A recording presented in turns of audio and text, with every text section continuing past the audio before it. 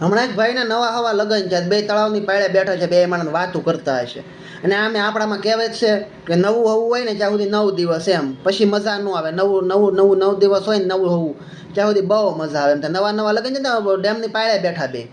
એટલે ઓલી બાઈએ એમ પૂછ્યું કે તમે મને કેટલો પ્રેમ કરો છો એમ. તો ઓલો કે ગાંડી કે એમાં થોડું પૂછવાનું હોય કે હું તને કે બહુ પ્રેમ કરું છું એમ.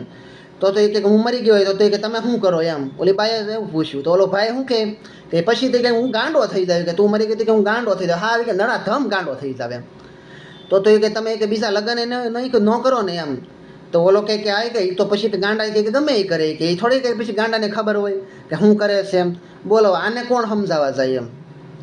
એક જગ્યાએ છોકરો છોકરી જોવાઈ ગયો, તે ઓલા વડીલો એને બધા એવું કીધું કે ભાઈ તમે છોકરા હોય કે એકાબીજા વાતો કરી લો, વાત કરવાની હોય કાંઈ પર્સનલ તમારે કે પછી કે એકાબીજાને પસંદ આવે તો કહેજો કે તોય કે આપણે છે ને સંબંધ કે આગળ વધારીએ એમ.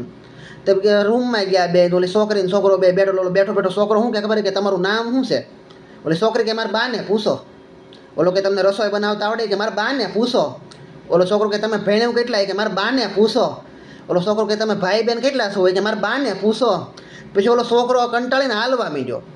તો ઓલી કન્યા છોકરી હતી ને એને પૂછ્યું કે તમે શું વિચાર્યું કે તમે કહેતા જ જાવી કેમ. કે હું તાર બાને કહેતો જાવી કે એમ. હા આમાં કે બધું કે બાને ન હોય કે અમુક નિર્ણયો આપણે લેવાના હોય કે તમે નીકળું જાઓ ને અહીંયા મંડાઈ જાઓ કે બાને પૂછો. હું કે તાર બાને કહેતો જાવી કે. હવે આને કેમ સમજાવે એમ.